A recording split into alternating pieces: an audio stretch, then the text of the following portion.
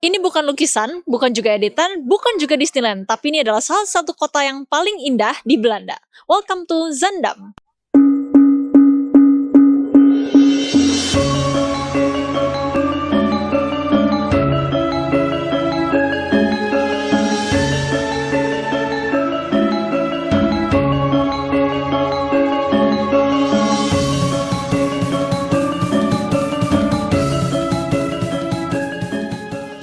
Ya, Foxian, saat ini Fania akan mengajak Foxian semuanya untuk mampir dan melihat sekeliling kota bernama Zaandam, di mana kota ini tuh terletak di atas sedikit dari Amsterdam, mungkin 15 menit. Dan kota itu sangat unik dan cantik karena arsitektur dan juga warna bangunannya yang warna-warni membuat orang-orang yang datang ke sini akan tercengang melihat bangunannya. Nanti Fania akan mengajak Foxian semuanya untuk melihat bagaimana arsitektur dan sejarah dari kota ini. Jadi jangan kemana-mana, tonton sampai habis di vlog kali ini. Let's go! Nah, Foxian, warna dan juga bentuk bangunan di sini tuh bukan hanya sekedar abstrak ataupun estetika, tetapi ada salah satu bangunan di belakang Vania itu Hotel Intel, didesain oleh Wilfried van Winden dengan konsep fusion arsitektur. Jadi ini menggabungkan gaya tradisional khas Belanda, bangunan khas Belanda, tapi juga modern dalam suatu bentuk yang unik. Salah satunya hotel yang sangat terkenal, Hotel Intel ini. Dan kalau diperhatikan, fasadnya seperti ada tumpukan puluhan rumah khas Zaan. Dan ini bukan hanya kebetulan, tapi si arsitekturnya ini dia memang terinspirasi dari rumah-rumah asli yang sudah ada sejak ratusan tahun yang lalu. Dan orang-orang ketika datang ke sini, mereka selalu mengatakan kota ini bagaikan lukisan. Dan itu sebenarnya masuk akal. Kenapa? Karena tempat ini pernah menginspirasi pelukis terkenal bernama Claude Monet dari Prancis. Dan ya, ketika ia berkunjung ke sini, dia terinspirasi dan membuat lukisan kota ini. Di abad ke-17, Zaandam menjadi salah satu pusat industri paling maju di dunia. Orang-orang bilang itu golden age banget. Dan ya, di tempat ini dulu pernah berdiri sebanyak 600 kincir angin yang digunakan untuk membuat kayu, cat, dan lain sebagainya. Nah, ngomong-ngomong soal kincir angin, next time kita akan membuat vlog di Sanserskan untuk menunjukkan kepada Foxian semua kincir angin khas Belanda. Nah, yang bikin kota ini semakin menarik lagi ada Hidden Gem, restoran dan juga toko Indonesia bernama Toko Kalimantan. Dan ini merupakan hidden gem khususnya buat orang Indonesia di perantauan dan juga buat teman-teman semua Foxian yang lagi jalan-jalan di Zaandam bisa mampir ke toko ini. Yuk kita masuk ke dalam, nanti kita akan bisa icip-icip dan tanya-tanya pemiliknya.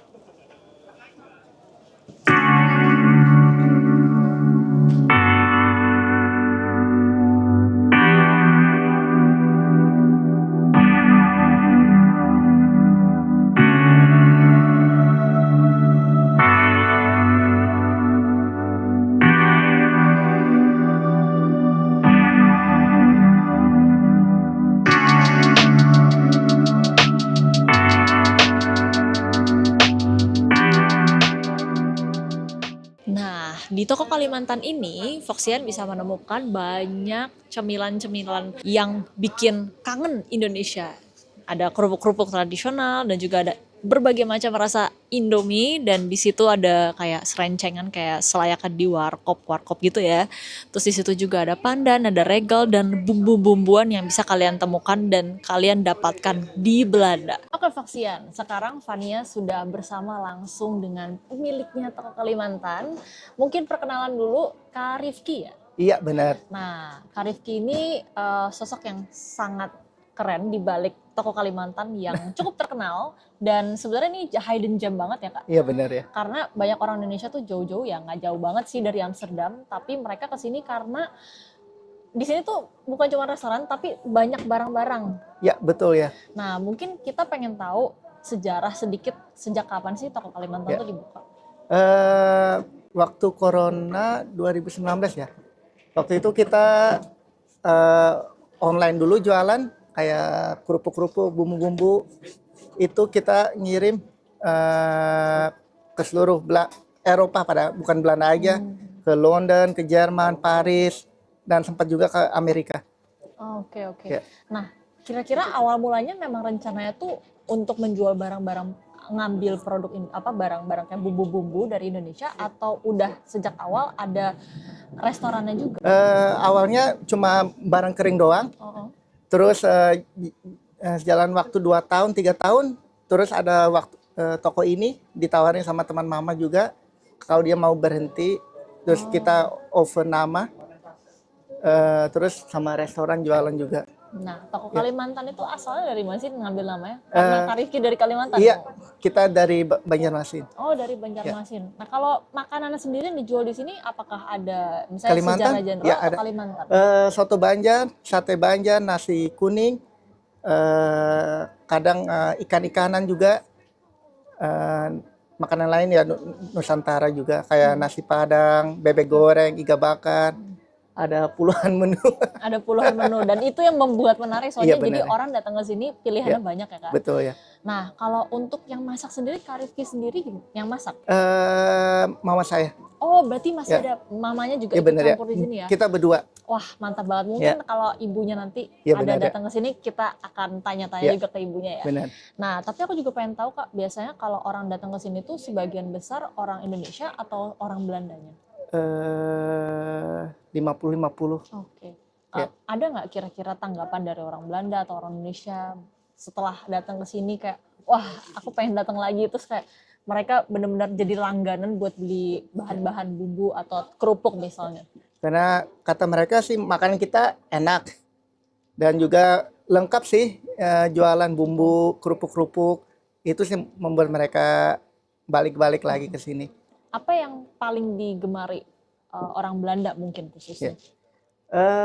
Paling banyak sering pesan gitu? Makanan atau Makanan. makanan?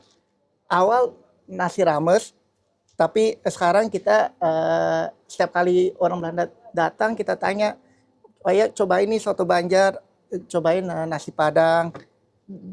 2 tahun ini kebanyakan sih nasi Padang, soto Banjar yang populer. Populer. Iya. Ya. Nah kalau untuk menunya setiap minggu atau setiap beberapa bulan itu diganti atau dari awal seperti itu? Kita setiap hari ada standar menu. Setiap weekend juga, kadang setiap hari Kamis sampai Minggu, kadang ada menu baru setiap minggunya. Kadang 2 apa 3. Okay. Cuma weekend menu. Ya, menarik deh. Pokoknya Foxian kalau datang ke Sandam, datang ke sini. Lokasinya di mana tempatnya? Di Sandam. Alamat lengkapnya? Di Rozengracht 68 1506 SH Sandam. Oke. Di belakang CNA. Nah, Ya. sebenarnya ini lokasinya strategis banget Strategis ya. banget, ya. Depan juga lagi ada pasar kan Iya, tadi benar, ya. ya. Betul. Dan mungkin terakhir dari aku pengen tahu dari Kak Rizky sendiri, kira-kira harapannya sih apa sih dengan adanya toko Kalimantan di Zandam gitu, dan kedepannya apakah ingin mengembangkan buka toko lain di lokasi lain gitu? Awal pertamanya sih kita mau cobain makanan Indonesia, bukan nasi rames saja.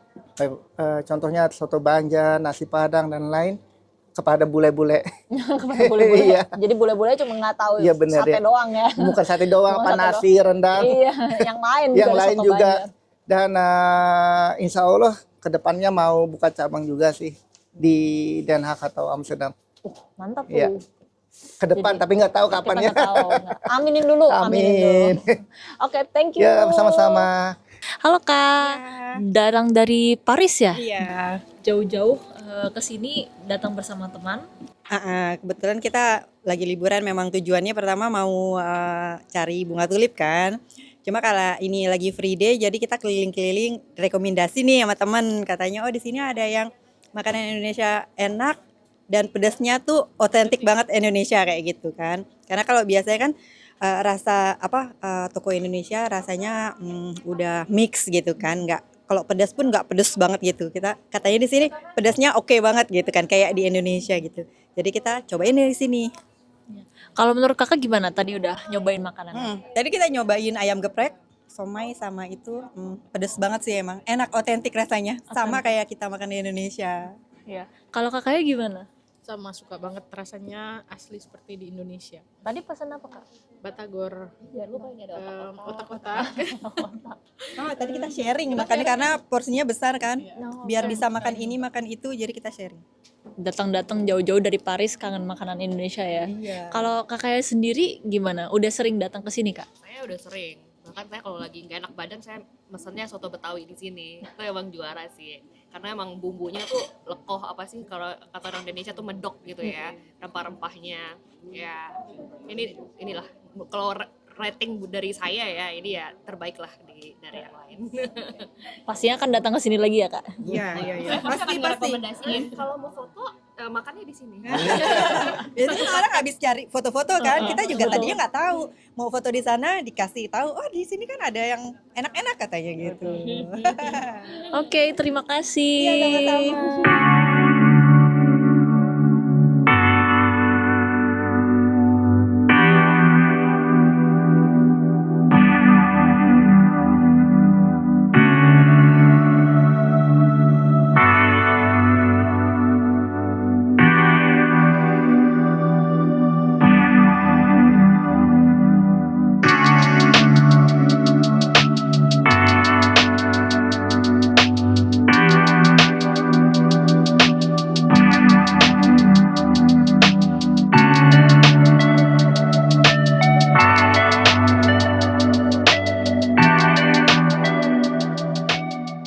Oke, Foxian, tadi kita udah interview dengan Kak Rifki. Sekarang kita akan mengenal lebih dekat dengan sosok ibunya.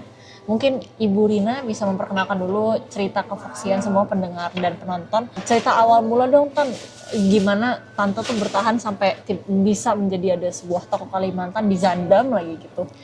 Tante di Indonesia juga dulunya suka bisnis, punya supermarket juga, suka hobi masak, pokoknya punya supermarket semualah tante suka. Terus karena di Belanda tante harus bisa pinter masak, sambil jaga anak, bikin perhiasan batu-batu Kalimantan, dan sambil masak. Terus teman-teman pada suka semua masakan tante. Wah, menarik banget ya. Terus Iya, kalau terus misalnya, tante belajar di Kalimantan, terus bisa. terus kalau misalnya dari berubah, Tante kan bilang tadi suka masak nih Tan. Terus awalnya catering atau gimana? Oh, awalnya tante memang kan jualan kalung tuh, banyak orang-orang Indonesia tuh. Teman-teman suami tante juga orang Belanda, tante selalu kan punya anak tuh. Bikin acara kan suka pesta-pesta, masak sendiri. Mulai dari situ ya? Dari situ pada orang pada suka makanan tante, terus lama-lama temen juga mendukung, aduh aku mau pesan siomay, kata tante nggak bisa dong satu porsi, harus cariin orang dulu dong sampai 50 baru aku masakin. Udah dari teman-teman bantu semua, terus mereka pada pesan, bikin pesanan banyak dikumpulin sampai 50, begitulah di rumah, masa usaha catering. Kalau tante ada waktu ya, karena anak tante kan masih kecil-kecil. Iya. Nah terus kalau toko Kalimantan sendiri Tan, yang menginisiasi tuh sebenarnya awalnya Tante, Rifki atau? Iya, dua-duanya tante kan di rumah tuh jual makanan tuh, kan corona. Iya. Terus teman-teman Indonesia tuh kan gak bisa pulang. Rina bikin dong barang-barang dari Indonesia, kangen. Oh kamu kangen ya? Tunggu ya aku lihat dulu prosedurnya apa aja gitu. Kan aku harus ngikutin aturan di Belanda. Terus tante itu jualan di rumah. Terus tuh minta nomor itunya juga pemerintah di sini biar bisa import. Terus tante buka dari rumah loh barang-barang kering sambil jual makanan, sambil bikin kalung.